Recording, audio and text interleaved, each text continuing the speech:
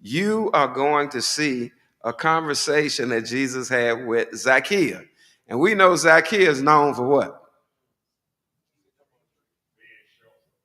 The being short. In the tree, yes, in the sycamore tree, being short. And also he was hated by the Jews.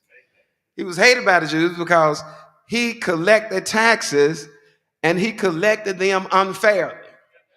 He would exact more money from the people to keep some for himself and to do what needs to be done with taxes. And listen at this. In chapter 19, verses 9 and 10, and this is right after he tells Zacchaeus to come down out of the tree. And in this day, um, we're going to go to your household. And some of the Jews had a problem with that. Said, why are you talking to him? You know, he's Jewish also, but why are you talking to him? He's known for being wrong. You know, and in a way, that's a kind of judgment. You know, we kind of lean towards judgment sometimes. We don't think we're doing it. And so all these Jews saying he's going home with him and all this, and he's robbing us. So the verses reads as follows. And Jesus said unto him, this day is salvation come to this house, for as much as he also is a son of Abraham. Now that's saying a lot of things, because initially, as you know, salvation was coming to the Jews. Eventually, it will go to the Gentiles. But what he was telling these other Jews was that though he is criminal, though he's doing wrong, he's also our brother. And any way that we can help him, we should be helping him. In other words, it is not for us to go in and make a judgment and say, these are nice folks over here. We're going to preach the gospel to these nice folks. Now, these folks over here are not nice, so we're not going to preach to them. Well, that's hypocritical, and that's not how God wants us to be.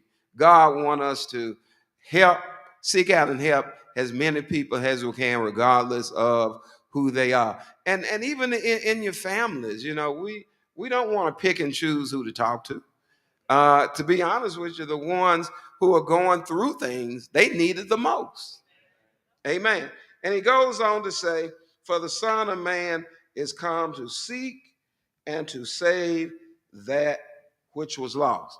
Now, something I want you to notice, if you look at verse 8, look at the impact that Jesus had on Zacchaeus.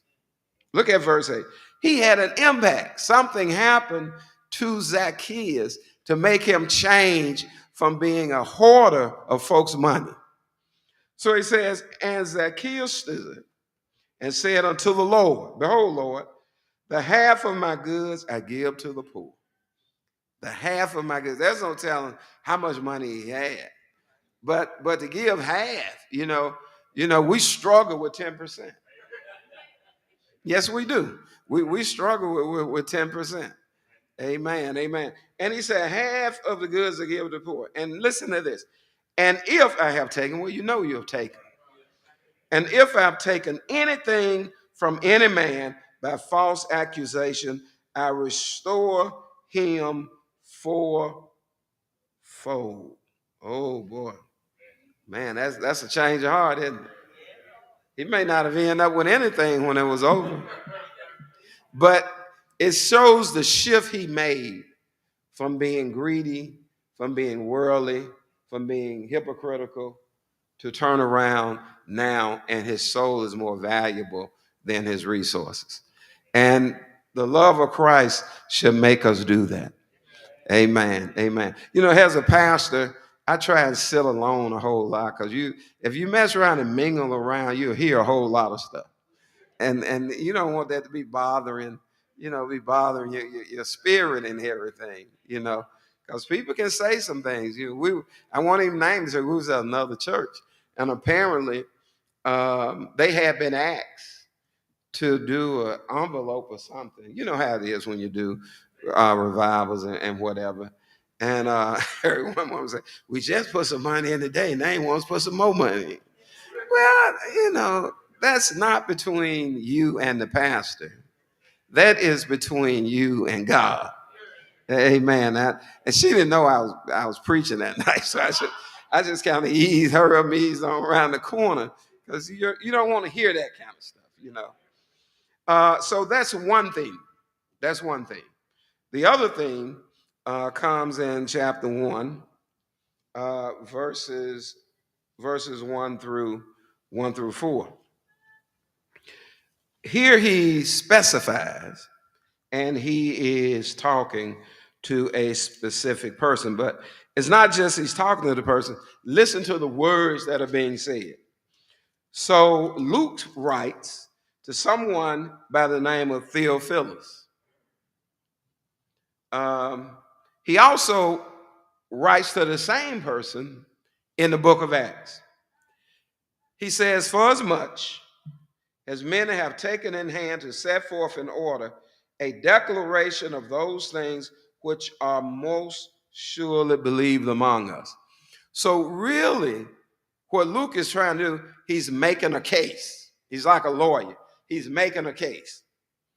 Even as they delivered them unto us, which from the beginning were eyewitnesses and ministers of the word. So Luke, being a doctor, he had some intelligence about him. I think maybe he was a medical doctor, but he knew how to write. He knew how to research. And apparently, he had interviewed a lot of people. He had also interviewed people who had witnessed to Jesus.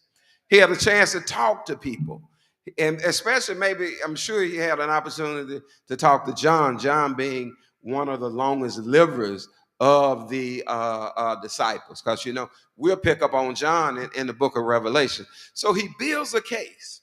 And he goes on to tell him, it seemed good to me also, having had perfect understanding of all things from the very first, to write unto thee in order, most excellent Theophilus, that thou mightest know the certainty of those things wherein thou hast been instructed. Amen. So he is really driving home the fact that I know what I'm writing about. And not only that, not